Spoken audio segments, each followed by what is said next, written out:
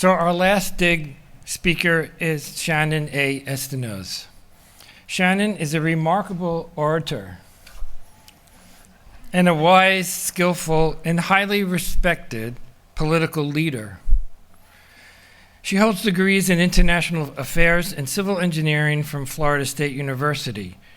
Read her bio in the program book, for it is an outstanding testament to more than 22 years of engaged governance for environmental protection, restoration, and sustainability. The title of Shannon's Dig Talk is Resisting Arrest. Good morning, everybody. Good morning, everyone. Good morning, everyone. This year's GEER is focused on resilience and sustainability in the greater Everglades ecosystem, and I'm going to spend about 12 minutes talking about a different kind of resilience. I'm going to talk to you about political resilience, and in some ways it may be the most important aspect of Everglades restoration. For a program that has such a long run and is so resource intensive, our political system, with its inertia, its disturbances, its disruptions, its diseases, that system will take this program down and arrest it midstream. Political resistance is the capacity that Everglades Restoration has to resist those arresting forces. So let me start with a basic concept. Everglades Restoration. Is it science or is it politics? Well, it's both, but mostly it's politics. Now, what makes me say that? Why do I say that? How do we know that that is true? Well, first of all, it's because government is running the show. The Everglades was disrupted and harmed by the government, and it is being restored by the government, not by the private sector, not by the NGO sector, but by the government. And secondly, because Everglades Restoration, like most government programs, is a redistribution program. It's redistributing certain benefits that are associated with water management and infrastructure. Essentially, it's picking winners and losers.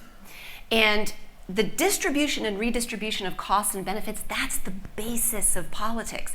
I was here a couple of years ago, I think, and I regaled the conference attendees with Harold Laswell's definition of politics, which is who gets what, when, and how. That's the definition of politics. And that's what Everglades Restoration is. And so if you think about winners and losers as being on the opposite sides of that redistribution process, Everglades Restoration tees up both. So who are the winners? Well, the greater Everglades ecosystem is the biggie, right? That's the big winner. And if your interests align with a healthy, restored Everglades, then you're a winner too. Okay? So that means beaches, waterfront real estate, tourism, coastal economies, coastal fisheries. If you happen to be the Biscayne Aquifer, you're going to hopefully be a winner. If you're paraphyton, you're probably going to be a winner. Right? These are the winners. The existence of winners implies the existence of losers. And despite the sort of the narrative that's out there that everybody wins, that it's all there are no losers, we all know that if we're intellectually honest, we know that that's not true. So if there are winners, does it mean that there are losers? Well, in the political sense, yes.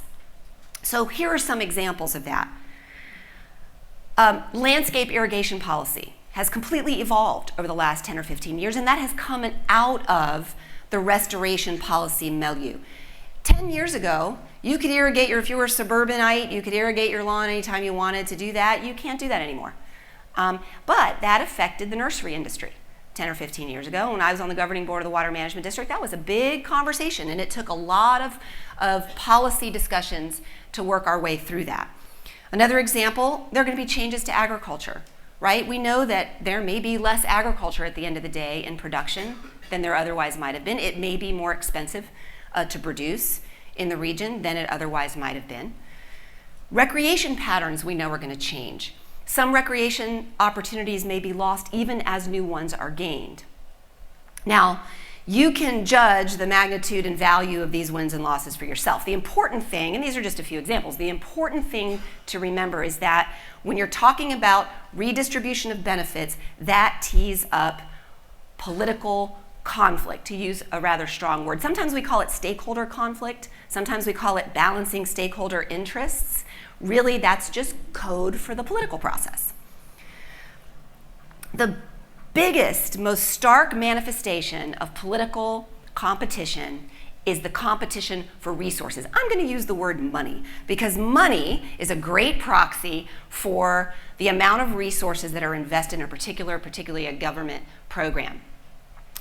When money is invested in a government program, that is the supreme expression of political support. You learn in public administration studies that the budget is the #1 most important policy document that there is. You want to know what a president cares about? You want to know what a governor cares about? Don't listen to what they say. Read their budget. That's what they care about. And make no mistake, money and resources, that is the lifeblood of the Everglades Restoration Program, just like it is the lifeblood of every major government program. Why? Because if there is no money, there is no Everglades Restoration. Restoration is over, done, kaput, stopped, under arrest. So it's critical that this program has the resilience to resist these arresting forces. And they can happen at any time. It's a process that we have to remain absolutely vigilant. Now, let's think about what's been achieved so far. If we start the restoration clock in 1983, we can start it in a lot of places. I'm going to start it in 1983 because that's Governor Graham's Save Our Everglades program. Think about it. Individual people have each and every year been fighting to keep resources flowing from Tallahassee and Washington, D.C. Forget all of the other sort of complicated policy battles that have been going on simultaneous to that. Let's just focus on the resource concentration. For 36 years. 36 years. And if this program is to be successful, individual people have to maintain that fight for another 20 years. Each and every year, 20 years. That means that for the next 20 years, Everglades Restoration has to withstand the disruptions and disturbances of elections. Right? It's probably the most predictable disturbance in the political process that you can come up with is an election. Right? But then there are also disasters and unexpected disruptions. Every major hurricane, every major wildfire, a terrorist attack, anything that requires that our government reprioritize resources is something that a program like Everglades Restoration has to withstand. And then there are the diseases of our political life. What's the disease of our political life? An example? Fake news, right? Fake news, false narratives, misinformation. Everglades Restoration has to withstand all of those for 20 years. But it's done it before because none of these phenomena that I just ticked through, these political horribles, none of them are exclusive to our current time. Believe me, we remember the politics of the late 1990s. They were as base and as embarrassing as they are today. And the Everglades prevailed, because it has been politically resilient for a very long time. So let's think about who has made it politically resilient. It's all about individual people. People like Marjorie, and Ernest, and Art, and Nathaniel, and many, many, many others who built narratives that they learned from science, from tribal elders, from histories, from old-timers. Narratives that explained, it talked about how important it is to restore the Everglades because the Everglades has intrinsic value and because of its value to human beings. And those people and their colleagues influenced other people with real power. And a lot of these faces are going to look familiar, and some of them might not. Right? That's Bob Martinez. Well, you know that guy. You know that guy, right? Dante Fissell, without whom there would be no Modified Water Deliveries Project, ladies and gentlemen. Okay, we're about to finish it. Without Congressman Fissell, there would have been none. Senator Paula Hawkins, without Paula Hawkins, no Save Our Everglades program. Okay, each and every face I'm putting up here, the late, great E. Clay Shaw, Without E. Clay Shaw, who was the dean of our congressional delegation, there would be no SERP. We wouldn't be sitting here talking about Everglades Restoration without this man. These faces, every single one of them, and many others, have held the ball at some point in the restoration game, and they have moved it forward. Some of them have moved it forward big time, some of them have moved it forward a little bit. This is not meant to be an exhaustive list. Instead, this is meant to demonstrate the range of the political spectrum that has been brought to bear on Everglades restoration. Let's face it, Bill Clinton was impeached by Newt Gingrich's House of Representatives, and yet they agreed on the Everglades. Okay, when Newt Gingrich was the Speaker of the House, that's when we got $200 million to buy Talisman, which is where the A1 FEB is being built and where the EAA reservoir will be constructed. So this is the real embodiment of political resilience. Now I'm ending with two very familiar faces.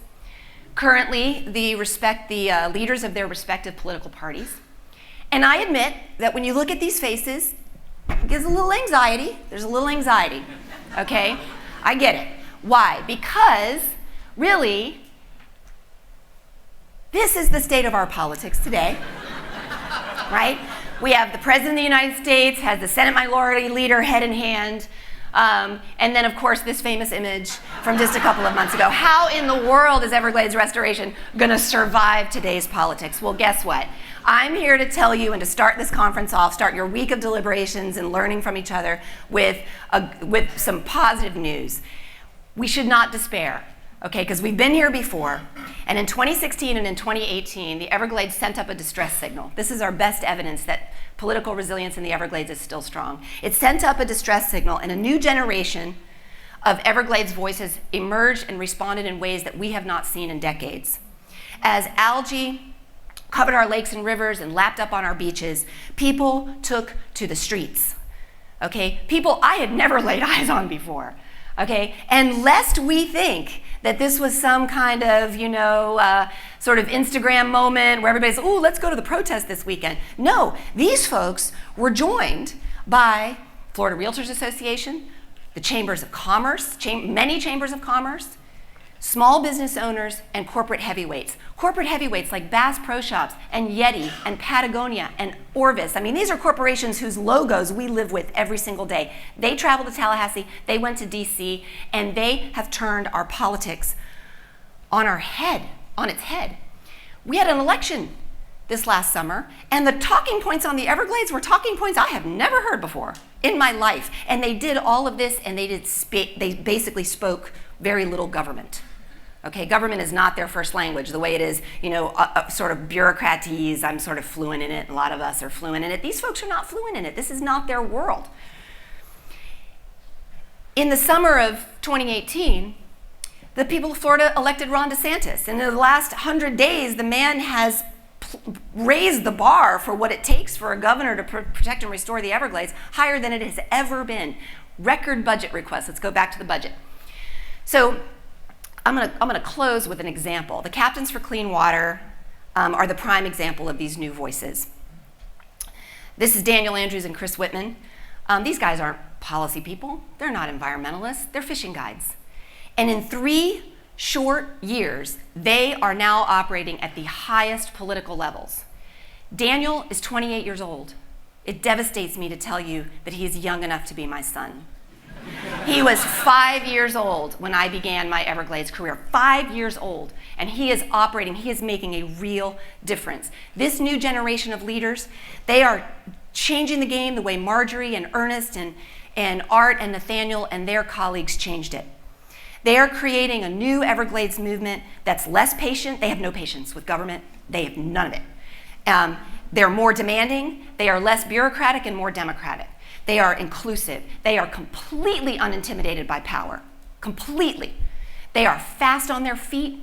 When I was a young activist, the news cycle was 24 hours. It's 24 minutes, and they are comfortable with a 24-minute news cycle. And they are the evidence that political resilience in the Everglades is strong. So I am optimistic, really optimistic for the next 20 years, because this new generation is changing things. Ron DeSantis gives me hope. Agricultural Commissioner Nikki Fried gives me hope. Daniel and Chris give me hope. My own Gen Z children give me hope that the millennials and Generation Z is going to take Everglades Restoration across the finish line. And, you know, as we lose our mentors, we're creating new champions. Let's not forget that Daniel Andrews was fishing with his father when he was 5 years old when I began my Everglades career.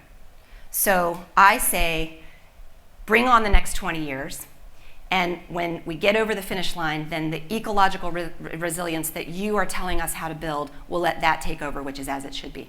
Thank you.